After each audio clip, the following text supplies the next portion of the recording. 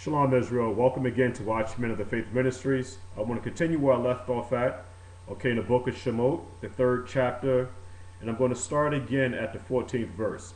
Because what we're trying to do here now is to understand Hebraic expressions and exactly what's going on in the book of John, the 10th chapter, the 9th verse, because we're trying to look a little bit deeper into this word I am. And my argument is this, is that the I am is referring to YAHUSHUA.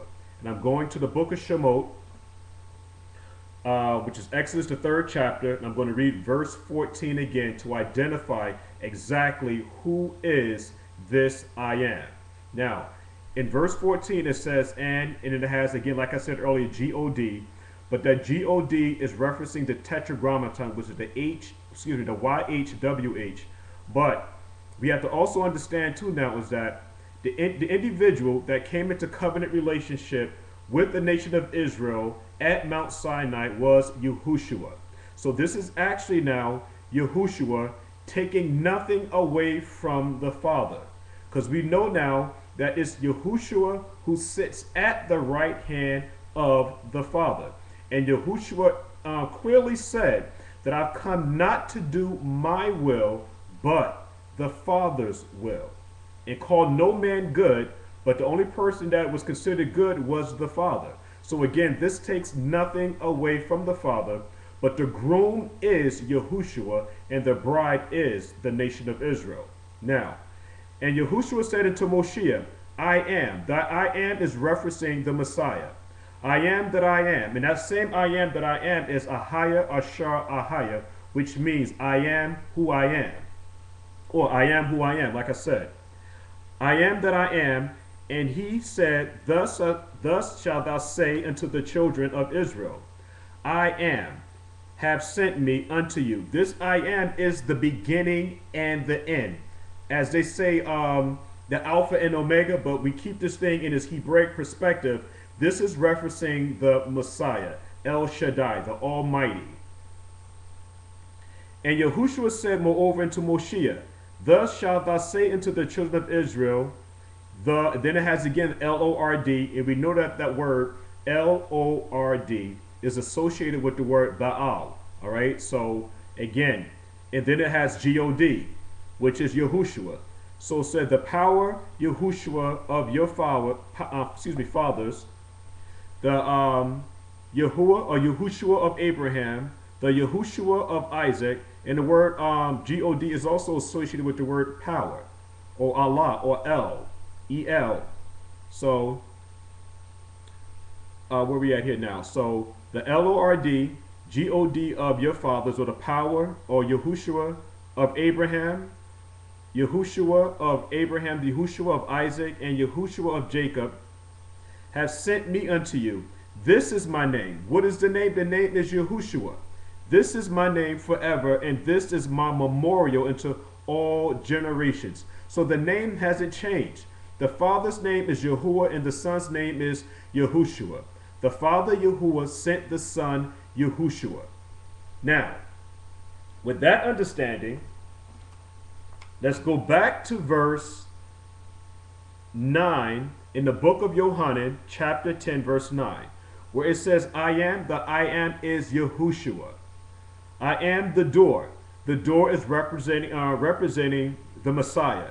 So it's like two positives in one verse here.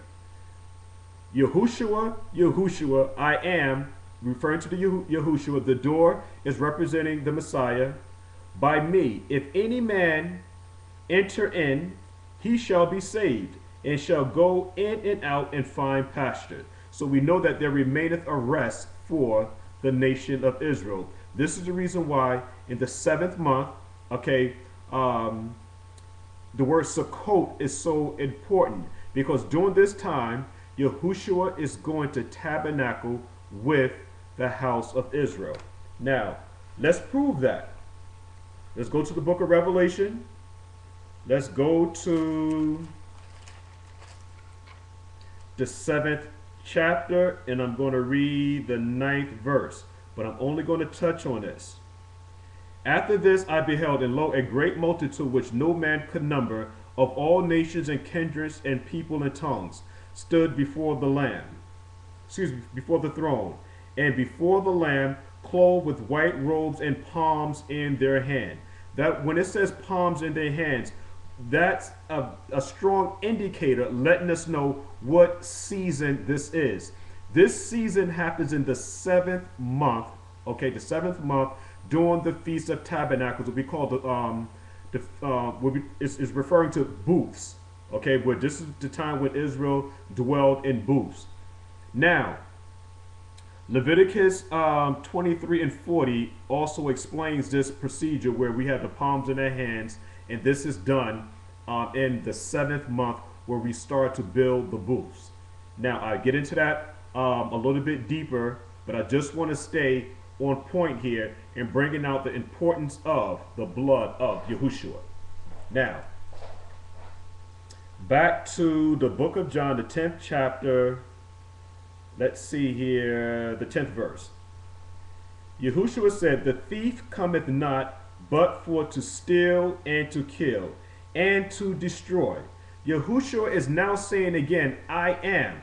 Again, the I am is referring to Yahushua, and the I am is also talked about in the book of Exodus, the 3rd chapter, 14-16, where we also see that word I am. And now I am is talking about the Messiah. I am come that they might have life, and that they might have it more abundantly. And then verse 11 again, it's still saying the same thing. The I am, the I am, the I am. Ahaya, Ashar, Ahaya, which means I am who I am. So the I am who I am is Yahushua. I am the good shepherd. The good shepherd giveth his life for the sheep. And who is the sheep? The sheep is referring to the nation of Israel. And the nation of Israel's responsibility was to be this light for the other nations on the planet Earth. That's your responsibility as a wife. Now, verse 11 again. Yahushua, the good shepherd giveth his life. When the Messiah gave his life, again, we're talking about the blood. Okay, I can't say that enough. It's about the blood, the blood, the blood, the blood. The blood is the life. The blood is posted on the doorpost and on the threshold. And once again, you cross that threshold, you're now in covenant relationship with the Father and the Son, because it was the Son who built the house. Jerusalem is the threshold of the planet Earth. There is no way any man or woman can cross that threshold unless the groom brings that bride over the threshold. That's the only way. Now, let me see what we have here. Okay, that's it on that there. Now I'm going to go back to the book of Shemot, and I'm going to read this time the 29th chapter. The 29th chapter, and I'm going to start with the 11th verse. 29 and 11. Again, we're talking about the door here. And thou shalt kill the bullock before Yahushua by the door. And this is very, very important, because when we see sacrifices or sacrifices being made, covenant relationships are made at the door. The door is alluding to the Messiah. So in verse 11, you can read the whole 29, but verse 11 is very important in relation to what we're talking about here today. It says, "And thou shalt kill the bullock before Yahushua by the door of the tabernacle of the congregation." That is very, very important. Let's go to now verse 30. Verse 30. Has, "And that son, or the sons that is priest in his stead," we're talking about Aharon, "shall put them on," because we're talking about the whole garments of, let me read verse 29. "And the holy garments of Aaron shall be his sons after him, to be anointed therein, to be consecrated in them. and that son that is priest in his stead should put them on 7 days. Just like I talked about earlier in the book of Shemot, the 21st chapter, 1 to 6, that numbers are very, very important. Every single thing means something in the scriptures. The word seven is in relation to completion. Seven is the Sabbath, it's the rest. That's the reason why I'm saying that the 7th month is so important. Don't take things lightly. There's no such thing as a coincidence in Hebrew. No such things. What we have to do is give every single thing back that this Greco-Roman Christian replacement theology teaching captivity has given us. Give it all back. We have to look at the scriptures from a Hebraic perspective. Now, again, and that son that is priest in his stead shall put them on 7 days when he cometh into the tabernacle of the congregation to minister into the holy place. Verse 32. And Aaron and his sons shall eat the flesh of the ram, because we're talking about here now the blood. The blood is the seal, and the blood is the confirmation. How do you know that we are now in covenant relationship with the Messiah? Is because of the blood. The blood is the confirmation. The blood is the seal. Again, verse 32. And Aharon and his sons shall eat the flesh of the ram and the bread that is in the basket by the door. By YAHUSHUA. This is how covenants are made. They're made at the door. By the door of the tabernacle of the congregation.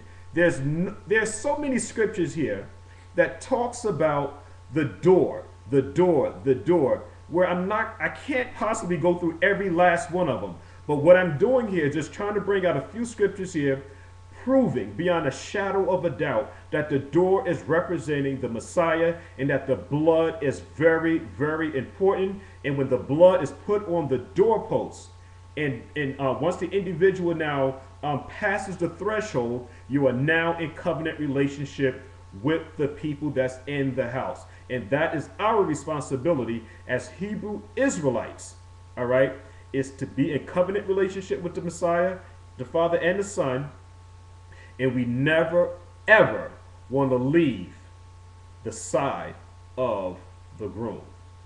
Now, let's go to one more scripture here, all right? And we're going to close it with that because I'll be here basically probably all year going over this thing about the covenant of the threshold. And this is one of my favorite topics here. It's beautiful. I mean, it just really lets us know where we are at today in these last days. Again, Judges, the book of Judges, the 19th chapter. Judges 19. Now, again, this is all alluding to the Messiah. All of this now. Let me see what I'm going to do here. Now, I don't want to read the whole chapter, all right? Because there's a whole lot of information in here. But what you're going to have to do, all right, out of your busy schedule, take time to read Judges, the 19th chapter. I'm gonna skip around here, all right, because of time. But there's a lot of information here. So I'm going to go ahead with the first verse in Judges, the 19th chapter. And it came to pass in those days when there was no king in Israel, there was a certain Levite sojourning on the side of Mount Ephraim, who took to him a concubine out of Bethlehem, Judah. Now, what do we have that's going on here? Where it says no king. This is again alluding to the Messiah in Israel. All of this is talking about the Messiah in Israel. And when it says no king, there was no husband. No husband, because remember, YAHUSHUA had not died for the nation of Israel yet. We are still sacrificing goats, lambs, and bullocks. All right, and we understand now in Jeremiah, the 3rd chapter, the 8th verse in Jeremiah 3:20 and 21,